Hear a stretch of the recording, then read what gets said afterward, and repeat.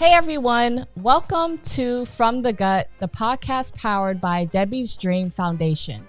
This is where we share bold conversations, raw stories, and powerful breakthroughs in the world of stomach cancer, told by the people living it and leading it. I'm your host, Monique, and today we're going to dive into advocacy. What is advocacy, and what does that have to do with stomach cancer? What does advocacy for stomach cancer entail? How can you be an advocate for the cause?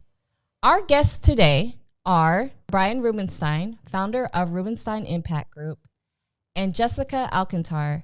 She is the events coordinator at Debbie's Dream Foundation. Thank you for joining us today. Brian, please tell us a little bit about yourself. Thanks so much for having me on. It's great to be here. So at Rubenstein Impact Group, we work with national nonprofit organizations like Debbie's Dream Foundation, helping them get their volunteers more engaged in their legislative advocacy campaigns to grow the power and influence that the organization can have in influencing Congress, state legislators, and also at the local level. And so my background, I did a lot of political work, agency work. I was at the American Cancer Society for many years, and now I've had the pleasure and really the privilege of working with Jessica and her team at Debbie's Dream Foundation and helping advocate for stomach cancer issues. All right. Thank you so much, Brian. Jessica, please tell us a little bit about yourself. Hi, Monique. Thank you guys for having me. I am Jessica Alcantar. I'm from California. I came to Debbie's Dream as a caregiver.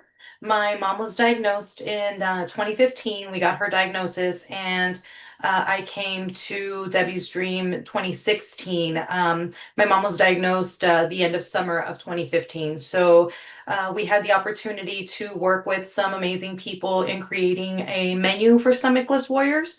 So that's where the advocacy kind of started, and that's where we became members of the community. All right. Thank you so much. We're grateful for both of you to be here today. If you're listening on Apple or Spotify, please leave a review. And if you're watching on YouTube, be sure to hit the subscribe button and drop a comment below. So let's get started with what drew each of you, and Jess, you kind of responded to this, but what drew each of you to advocacy, and what keeps you engaged? Brian, you can go first.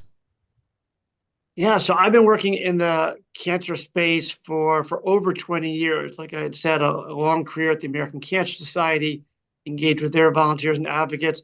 And when I was introduced to Debbie's Dream Foundation, I was just immediately just taken by the passion of their volunteers, the passion of their staff, and really their strong interest and strong need to build out their advocacy program to have greater influence in Congress to help secure more stomach cancer research funding. And so I love working with volunteers. I love working with passionate people, and they have it all. And we see it every day as we get them involved in legislative campaigns. Thank you. Jess? Same thing. There's people like Brian that help lead us towards our goal and towards the end zone, so to speak. So that's what we want, right? Like stomach cancer isn't well known, and it's so prevalent within our communities. So coming together as community members and letting people that make these choices and they make these financial decisions know the importance of who we are and what we do and our mission. All right. Thank you so much, Jess, and Brian, for answering that question. Now, to someone who wants to help but doesn't know how to begin, Brian, what's one action they could take? And Jess, what helped you take your very first step? But Brian, let's start with you first. What's one action they could take today? Yeah, the simplest thing that folks can do, it takes literally 30 seconds. They can do it from their phone, from their computer, is through the Action Center on the Debbie's Dream Foundation website, is send a message to their lawmaker. They're actually pre-written messages that a volunteer can go and edit. And what it does is it sends that message directly to the lawmaker's office. You don't even have to know the name of your lawmaker or what district you're in. The Debbie's Dream Foundation's advocacy system takes care of all of that for you. And by sending that message, you will probably get a response from that lawmaker within a few weeks later, and you begin to see the impact you can have. And it also then puts you on our advocacy list, so we can send you some occasionally, not too many emails, but a few emails a month, other actions that you can take. And you'll just continue to learn the impact that advocacy has in helping us find a cure for stomach cancer. And you'll learn about more opportunities to get even further involved if that's what you'd like to do. All right. Thank you, Brian. And Jess, what helped you take your very first step?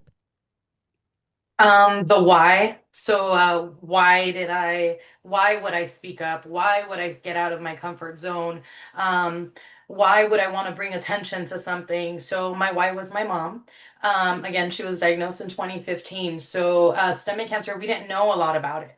So in my family history, my grandfather passed away in 1995 of stomach cancer as well. So I was 12 then. I was a lot older when my mom got diagnosed. So I started kind of connecting the dots and figuring out like, okay, like there's something going on here. So they originally wanted just like exploratory chemo and different lines of treatment like that. And because of the red flags within my family, I knew that I needed to speak up on her behalf because she was scared. And not that I wasn't, but she was the one going through it. So I felt it was my job to help her through that journey and make that journey as easy as possible for her. So I was kind of like the facilitator. So whenever anybody gave me a roadblock, it was like, no, no, no, I need to find a way around this. And, that kind of thing. So advocacy has done that for me. It's given me the platform of being able to find new ways of bringing attention to something that is so vitally important. All right. Thank you for sharing. Monique, I'll just sort of add to that for a second. We find that so often with cancer patients, cancer survivors, caregivers, that they are looking for some way to fight back against this disease. They oftentimes feel powerless going through treatment. They want to take that power back. And advocacy, these very simple advocacy actions, give them that opportunity to use their power, to use their voice to help make a difference in the fight against stomach cancer. Most definitely. Most definitely. And Jess, thank you for sharing like your story, which kind of cues up the next, the why, right? The why, the storytelling, and because of your mom passing, which leads me to the next question to you, Brian. We talk about the power of storytelling. So what's your advice to someone who is intimidated about sharing theirs first or sharing theirs in the first place? It's interesting when we take volunteers to Capitol Hill for the first time. They're always very nervous to meet with that member of Congress at first. And we tell them that their role is there to tell their story. They're not there to tell statistics or facts or data points. We just need them to tell their story. And what happens is they do that first meeting with a lawmaker, and then they realize, wait, these are just normal people. I mean, your member of Congress, probably not too long ago, was a state legislator. Before that was a city council member. Before that might have been involved in your child's school. These are normal folks who go to the same food stores you do. They go to the same churches or religious institutions you do. And so once you start to realize these are just normal folks, so that's the first thing that helps. The second thing is when a volunteer sees how a lawmaker or their staff person reacts to their story, they all of a sudden realize the power that they have as just a normal person. You don't need to give a lot of money or have special connections to have power. When they see that share their story and they see that lawmaker or that staff person begin to tear up, then that person asks, well, how can we help? And all of a sudden the volunteer's like, okay, I get it. I get what my role is here. I don't need a white lab coat. I don't need a lot of statistics. I just need to let people understand how what we're asking them to do impacts real people, impacts normal people in their community. And once they do it once, they instantly get it. Then you can't stop them from wanting to tell their story. But we know it's always scary to do that first time, but once they do, it's something they know. And once they see that power, then they get a little addicted to it. They really start to like it. All right. Thank you for sharing. In fact, the fact that you said once the moment they realize, Jess, I have a question for you. Was there a moment when you realized your story could create change? Absolutely. From the jump, actually. I didn't even realize I was advocating and I was advocating. I shared that they wanted to do exploratory chemo on my mom. So they were going to send her to a facility that did not have like a gastric team, any kind of specialist in that aspect. So I jumped on Google and I figured out where she needed to go. And as soon as I found that out, she was already hospitalized. So I went to the team and I was like, hey, like this is what she needs. Like here's where she should go. So they submitted the paperwork and insurance denied it. So the moment insurance denied it, I was like, okay, so what do I do now? I just thought I had to find it and then there we go. So that's where my toes were really wet in advocacy because it was like, okay, so there's a process here. So I called my mom's insurance company. There's a process to advocating for someone as well. Like they have to give permission and there's this legal paperwork that you need to do. So I got all that filled out for my mom and I explained to them why she needed to go there and like the difference, right? Like these people are not providing this service, but these people can. So here's where she should go. So I was denied. So it's like, okay, can I talk to your supervisor? Denied. Okay, can I talk to your supervisor? So I just kind of kept going up the ladder until the final person that said no said there was no supervisor above her. So then I was like, this is new, but everything else has been new. So we're going to figure this out. So I was just like, listen, ma'am, I know you're doing your job, but now I'm doing my job. So I need you to handwrite this denial letter and fax it to this hospital where I'm at with my mom right now, telling me that you are denying a level of care that can be life-saving over money, over insurance, over whatever it is. Because it's there. It's not like it doesn't exist. It is there. You are the roadblock. So she was like, excuse me. And I was like, oh, yes, ma'am. Because the moment my mom passes, I am going to bring all kinds of lawyers and make all kinds of ruckus, not for money, not for my mom because she'd be gone. It's for the purpose. It's the point, right? Like I'm making a point here. The help is out there and you are denying these people of it. So I couldn't stand for that. So that's when I first figured like, oh, this mouth can make a difference. So that's where I became hooked, Brian. I love that. Not the part where unfortunately had to go through that roadblock, but that was the opportunity for you to finally realize the power behind your voice, which kind of leads to the next question, right? And why maybe some people might shy away from advocacy. Like advocacy can be overwhelming, especially if you're someone who is dealing with a sickness, right? You're dealing with trying to stay healthy and continue your life, but also at the same time, you're advocating and for yourself and for others. And as a result of it being overwhelming, Brian, is there how do we make it more accessible is my next question to you, especially with patients who are currently dealing with treatment? That's the beauty of what the Debbie's Dream Foundation is building for its advocacy program, that whether you just want to help out from home 2 minutes a month, or you want to get much more involved, or you want to travel to Washington, Debbie's Dream Foundation has opportunities for every level of engagement and interest. And so I mentioned earlier about sending a message to a lawmaker. If that's the level you want, if you just want to be able to send a message occasionally or make a phone call occasionally, that's great. That has an impact. We want you. We need you. We love to have you involved. If you want to get more involved and drop off material at your local member of Congress's office, one that's in your community, maybe it's an hour or two commitment that month, we'd love that too. We have opportunities for you. And if you want to get even further involved and help lead activities in your district, go to Washington to meet with your members of Congress, help lead other volunteers. We've got opportunities for that too. And so that's what I love about this program that we're building together with Jessica and the team at Debbie's Dream Foundation is no matter what level of involvement that you're interested in, no matter what you're even capable of. Obviously, if you're going through treatment, you might not be able to go to Washington right now, but there are opportunities for you at any level to help make an impact and doing things sort of like what Jessica said. A lot of these volunteers, what's amazing is they're not doing this for themselves. They've already had their treatment, they've had their surgeries, they sort of know their fate, good, bad, or worse, but they're doing it for the next person, the person they'll never know, who'll never know they were involved.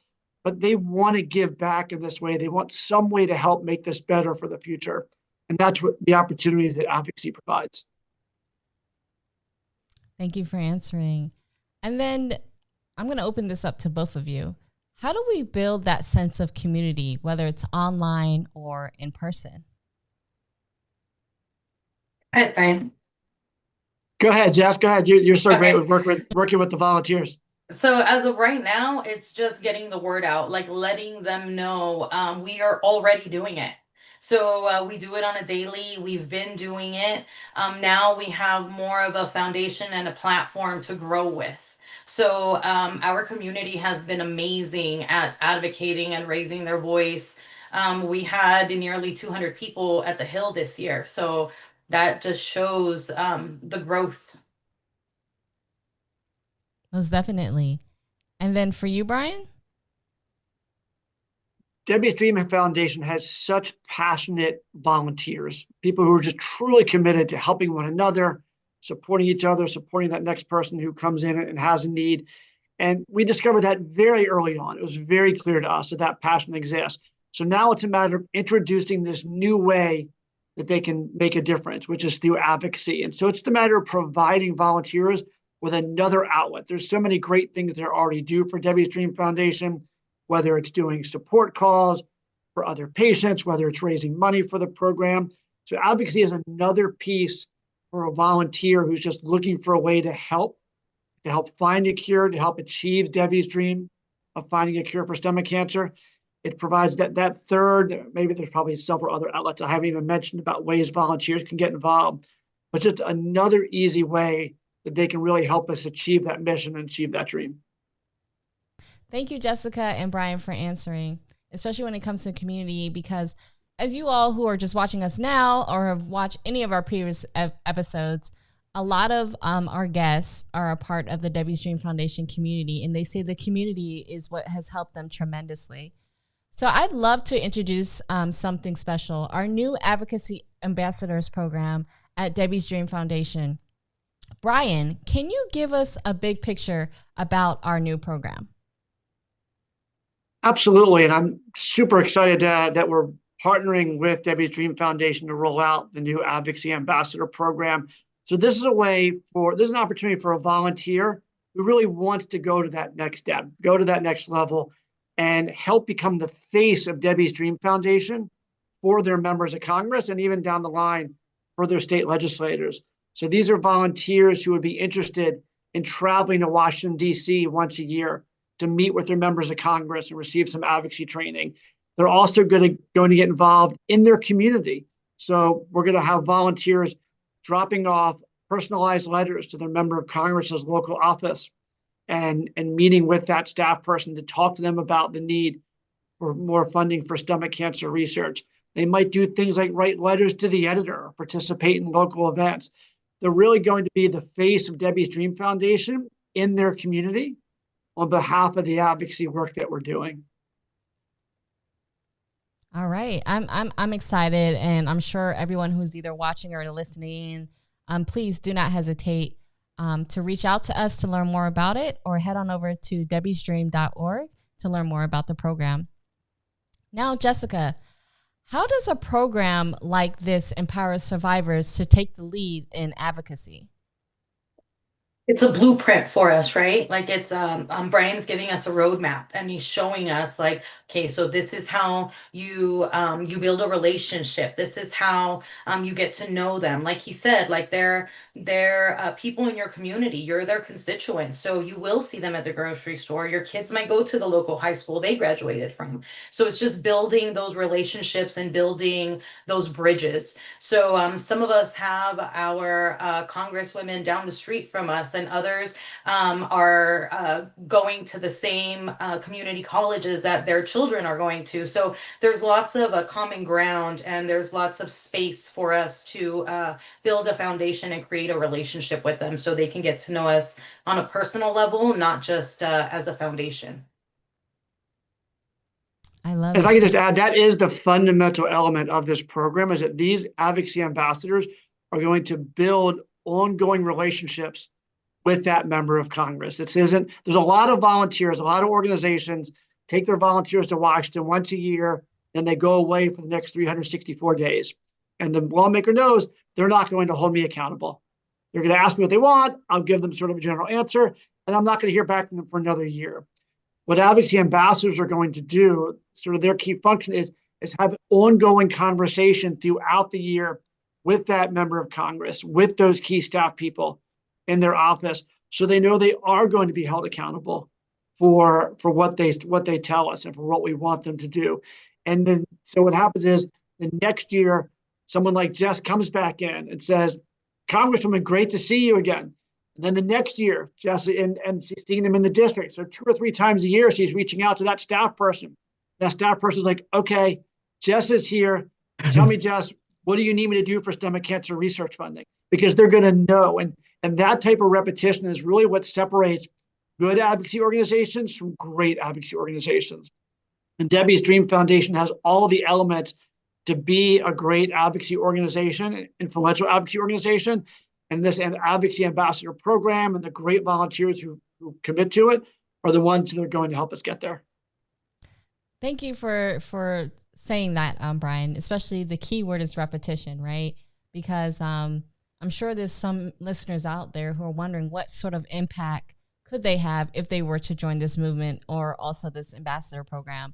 And you're right, just showing up consistently where Jessica, you mentioned before how, you know, your statesman or stateswoman could be right down the street or if not far away, but the fact that they get to know your face, they get familiar with you, they know that you're here for what you are passionate about, which is the cause and helping finding a cure for stomach cancer, really does provide an impact. It's not something to take lightly, right? So I'm really, really excited that we are bringing this forward.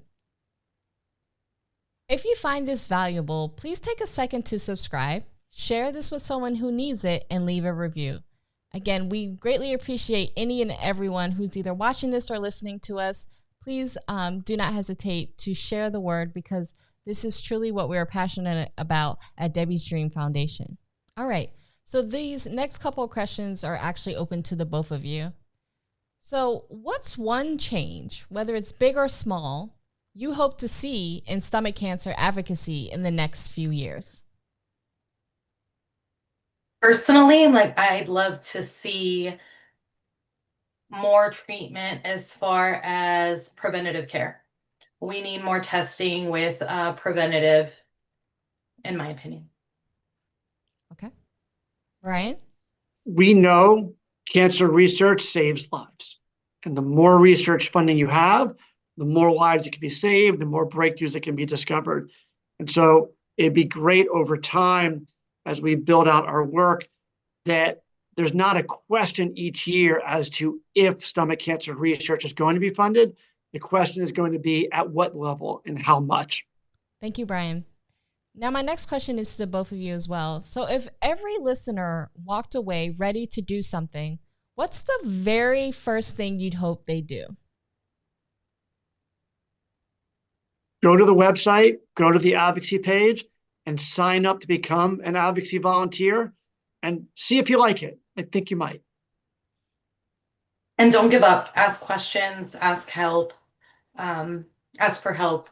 It's totally doable at your own level, at your own pace, because it's your own story. So Brian, for listeners who feel passionate but just are unsure on where to begin, even though you shared with us that first little step initially at the beginning of this conversation, you know, what's one simple step they can take today to join the advocacy effort? The first thing you could do is watch for our advocacy emails. We send, several a month, and take the action. Mm-hmm. It normally takes less than a minute to do. We normally promote that fact. We'll be very honest with you. It takes 30 seconds, takes a minute or a few minutes, but take that simple action. And then when you are offered an opportunity to hear about new ways to volunteer, whether it's the Advocacy Ambassador Program, whether it's participating on Day on the Hill, we'll put all those instant barriers and such that might flood into your mind. Oh, here's a reason I can't. There's another reason I can't. Put those aside for just a moment and listen to what that opportunity is, because there's a good chance you probably can. And there are ways that we can find for you to be engaged in the advocacy program, regardless of what your situation is. Jessica has talked about, bringing 200 volunteers to Capitol Hill each year. And these are stomach cancer survivors, caregivers, just like many of the people probably listening today. And they're there, and some of them, it's a struggle. I mean, you see them up there, and we have to help them out and really support them throughout their entire time there. But they are determined and they do it. And the moment they do, the first thing they say is, okay, when are we doing this again next year? And so take that first step, give it a try, and see how you feel later on before letting all those barriers sort of get in your way. All right. Thank you. And then how can survivors, caregivers, and even medical professionals play a unique role in grassroots movements overall? Gotcha, Brian. I'm just kidding. We are all, as volunteers and as community members, I feel like we all educate one another. So doctors play a pivotal role in what they do, and very, very grateful. But they don't walk the walk. They don't know the ins and outs of the struggles of our warriors, of the caregivers, not just the physical struggles, but like the emotional and the mental heaviness that comes with it. So from a community level, we empower and educate one another. The doctors give us the science, the facts, like what we need. People like Brian give us the roadmap. Like, so we're all intertwined with one another. And for me, like, this has been a great experience because we're building something amazing with something that was already there. We're just making it extra great now. There is a vital role for caregivers to play in our advocacy work, and not just caregivers, but also just loved ones. So maybe you didn't care for a sibling or a parent or a friend, but you were engaged with them during this process. You saw what they went through. It is very powerful when we have a caregiver or a family member or a friend come to a lawmaker meeting and bring a picture of the person who was impacted, who died from stomach cancer, who was diagnosed with stomach cancer. Even though that patient isn't there, that picture and that person telling the story of their friend, of their loved one, is incredibly powerful. So we don't want people to think, well, I didn't get stomach cancer, I guess I can't do this. That is absolutely not true. If you have any relationship to someone who has had stomach cancer or going through stomach cancer treatment, you are the perfect person to be involved in advocacy with the Debbie's Dream Foundation. Thank you, Brian, for sharing. Now, my next question, I would love it to open it up to the both of you. Can either of you share an example of how a person's voice led to real change, whether it's in policy, funding, or awareness? For Brian. I can tell you in the cancer space, there are just unlimited number of stories where we saw this. Cancer research funding wasn't always a guarantee in the federal budget. But many years ago, a large coalition of cancer organizations came together and said, all right, we are going to commit, we're going to launch and work together to double cancer research funding over the next, I think it was a 5-year project.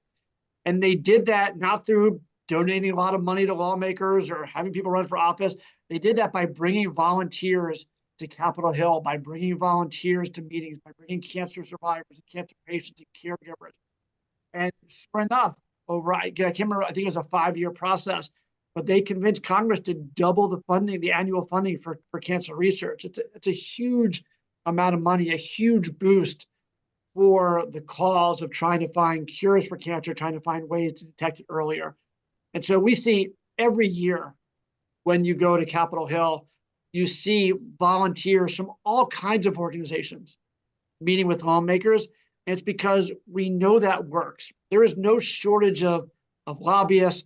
There's no shortage of fact sheets, no shortage of data that these people have access to. But we see again and again that when a lawmaker can connect whatever policy it is with a real human, with someone in their community, with someone they might know or someone in their family might know, then all of a sudden it has real meaning to them, and it becomes personal, it becomes real, They can actually see the impact this is going to have on their community. And it works again, again, and again. Thank you, Brian.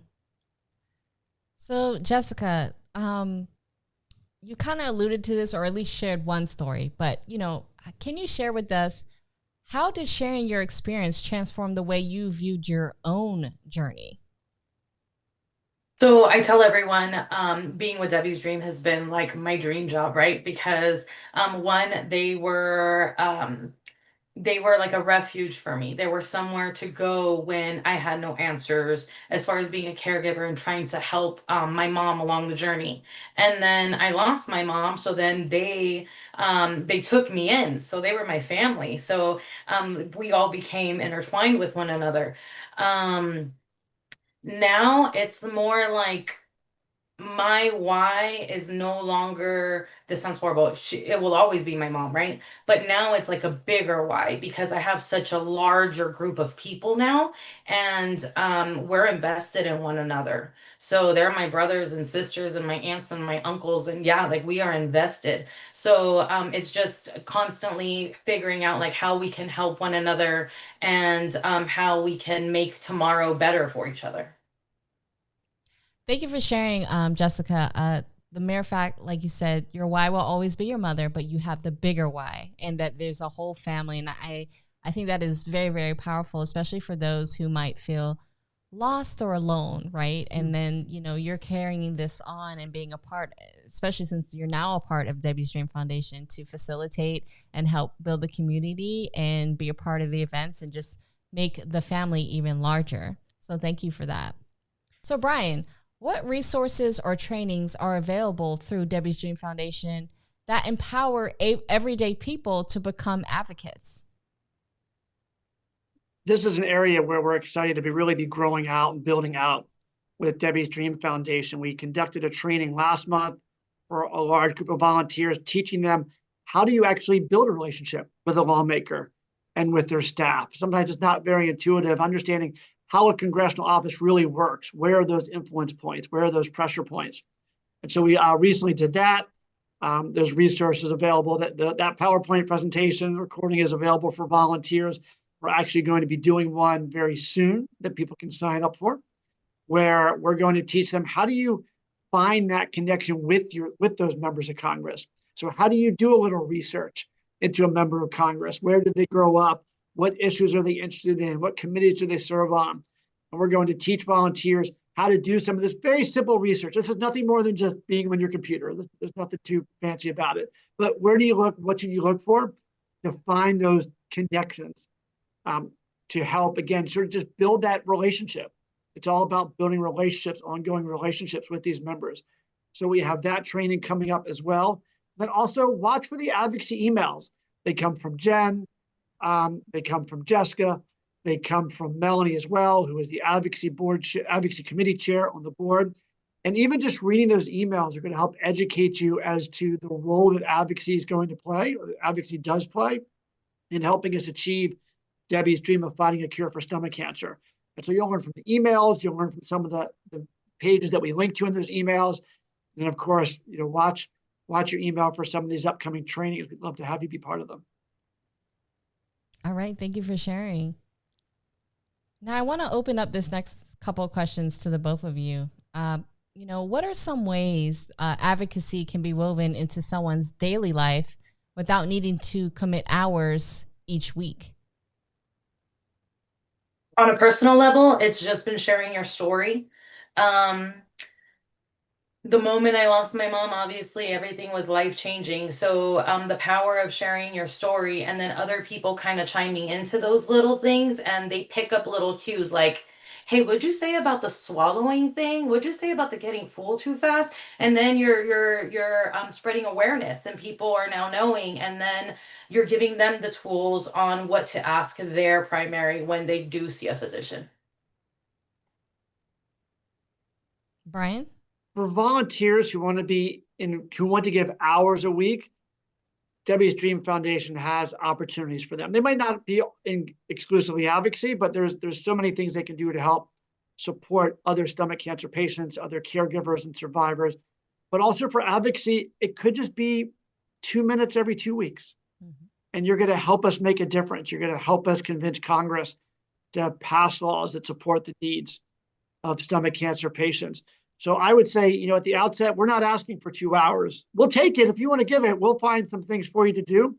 But give us 2 minutes a month. Start there, get a taste for it, and then we'll build you up to those bigger opportunities as well. So we don't want people to feel like if they don't have 2 hours, they can't help. Mhm. If you've got 2 minutes a month, we've got some ways that you can help make a big impact in the fight against stomach cancer. Thank you to you both.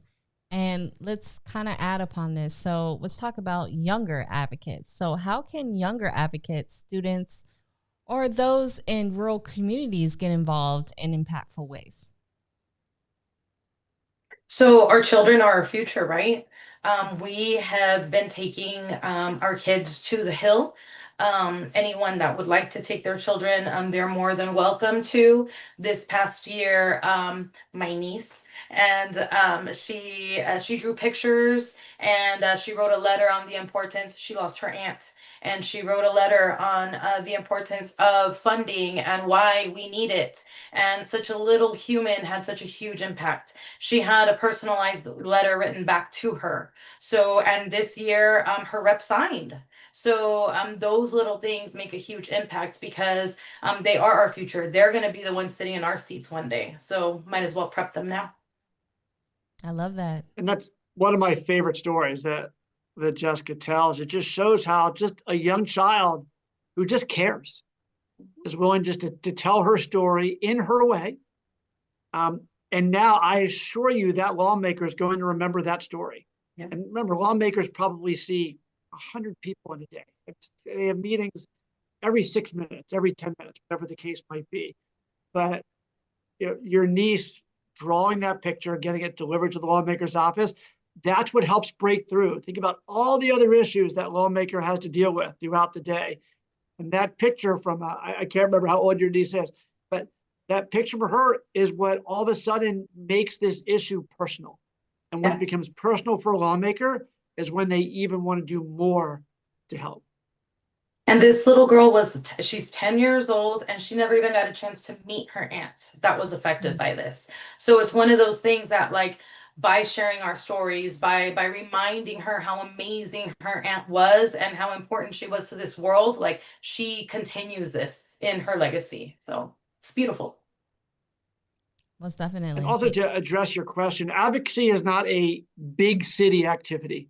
It's not something they just do in the urban centers. There is a member of Congress and there are state legislators for every community in this country. And they have offices and they travel those districts. And honestly, the smaller your community, if it's a rural community, you're probably more likely to know that elected official or to run into them at certain types of activities. And so this is truly an activity that works nationwide, that applies to people nationwide. Everyone's got 3 members of Congress, their House member and 2 senators. Everyone's got at least 2 state legislators, except Nebraska. It only has 1 chamber. But this it's one of the beautiful things about advocacy. It is truly a nationwide effort. And no matter where you live, you can get engaged, get involved, and make an impact. Thank you to you both for answering these questions, especially about advocacy on the time or small amount of time that you have, whether it's long, 2 hours, or a short amount, and then also based on age group or on the younger youth side. And it doesn't matter on where you're geographically located. I love that Brian brought up the fact that it's not just happening in urban centers, but also in rural areas or places further out from urban centers. So with that said, Jessica, I would love to ask you this question. You've kind of answered this before, but I want to just bring it to you again. What does being a part of the Debbie's Dream Foundation community mean to you personally? I am a voice and I'm heard. I have the pleasure and I'm totally blessed with getting to know other people's stories. And I am kind of like a middleman. I can help people get from where they're at to where they need to be. And just being that connection for people is really great for me because it gives me a sense of um, purpose. Mhm. Yeah. Okay. Thank you so much for answering. Brian, how can listeners support others in their circle to get engaged, right? Especially when advocacy feels overwhelming or emotionally intense. One thing that we like to talk to folks about, people say, well, I don't want to get involved in politics. Mm-hmm. And we try to explain to people that advocacy is not politics. We're not endorsing candidates. We're not talking about people running for office. Advocacy is about helping lawmakers understand how the actions they take can impact and benefit people that you love. And so when people get concerned about politics, it's really important to note that Debbie's Dream Foundation is extremely nonpartisan, and that not even just bipartisan, but nonpartisan, because cancer affects everybody. Yeah. It affects everyone in every community, no matter how you vote or who you vote for. Cancer doesn't care. And cancer doesn't care what political party you are. So cancer affects everybody. And so one of the things about fighting for cancer research funding is you can do it being completely nonpartisan. And we really try to remind folks of that to help, again, remove that barrier. I think one of the nice things about cancer research funding in Congress is it is one of those issues that you gain support across all parties, not just Democrats, not just Republicans. There is strong bipartisan support, but while there's strong support, there's also a lot of other demands that are out there. There's a lot of other priorities out there. And so we have to keep working with members of Congress, keep talking to them, have volunteers keep sharing their stories to not only make sure that cancer research funding gets it what it needs, but also that stomach cancer research is a part of that. Thank you so much for sharing this.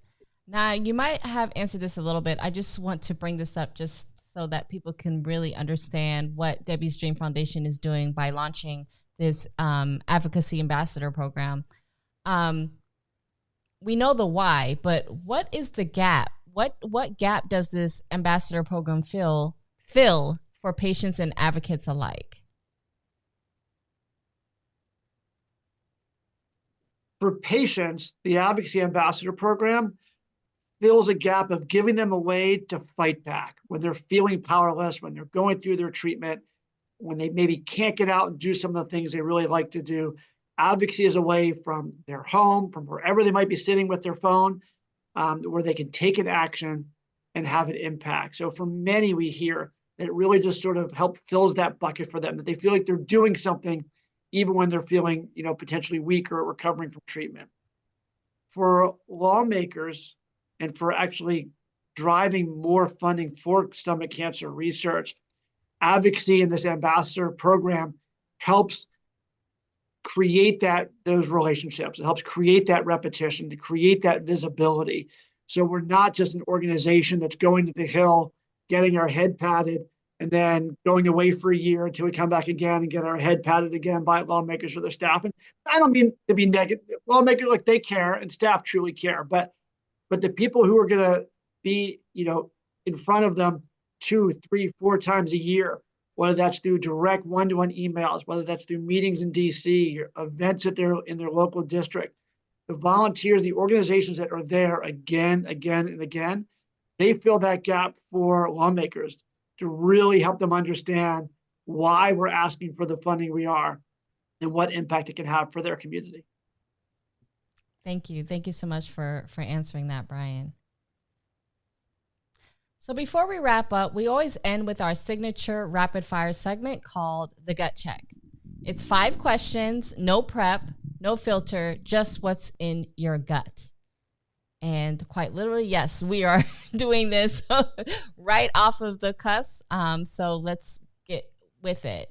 So the first thing to both of you, what's one insight you've gained from working with stomach cancer patients that you think more people should hear? We're that family. Sorry. Go ahead. Oh, we're that family that you never know you need it because you don't want to be part of a cancer family. But once you find us, it's one of those things like you're so grateful.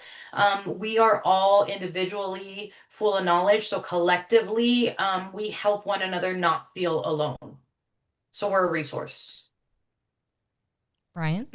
I'll say for many, this disease can be prevented, or can at least be diagnosed early enough. Maybe not prevented. I'm not the medical professional, but it can be detected early enough that you can get treatment and it can save your life.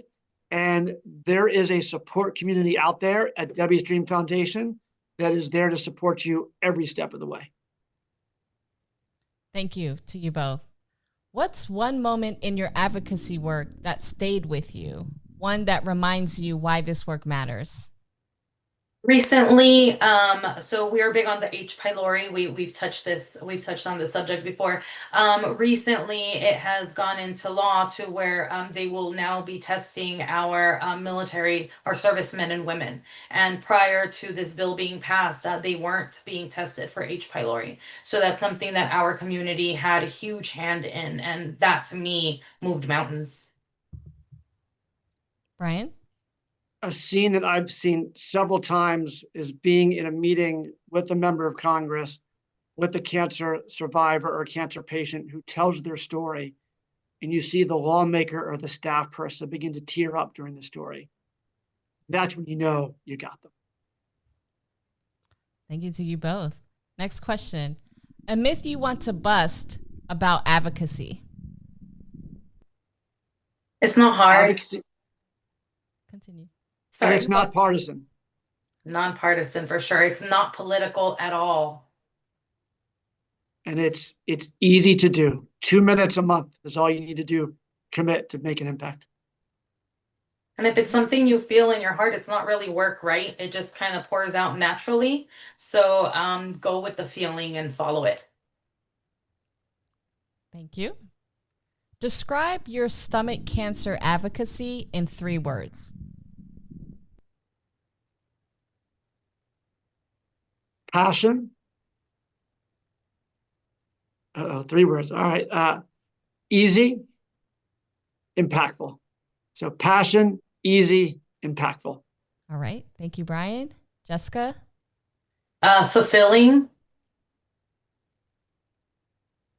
change making, and easy. All right. Love it. Our very last question. Finish this sentence. From the gut, I want people to know that advocacy is a fun, impactful activity that anyone can engage in. From the gut, I would like people to know that you are your best advocate and you are probably already advocating. All right, so we ended that with a bang. Thank you so much, Jessica and Brian, for joining us today. If you ever wondered how you can support initiatives like the one Brian leads, this is your moment. And also that Jessica is a part of, especially being a part of the Debbie's Dream Foundation. Our new advocacy program gives you everything you need to take action, from training to resources to a nationwide community of change makers. Head on over to debbiesdream.org to learn more. If today's conversation helped you feel seen, informed, or empowered, please help us spread it. Subscribe to From the Gut wherever you listen to podcasts or watch on YouTube. Share this episode and head to debbiesdream.org for more resources, research, and ways to support the stomach cancer community. And as always, whether you're a patient, a loved one, or a fighter in the medical field, we see you and we're with you from the gut. Thank you again, Jessica and Brian. Thank you, Monique. Thanks so much for the opportunity. Thanks, Brian. Talk with you all.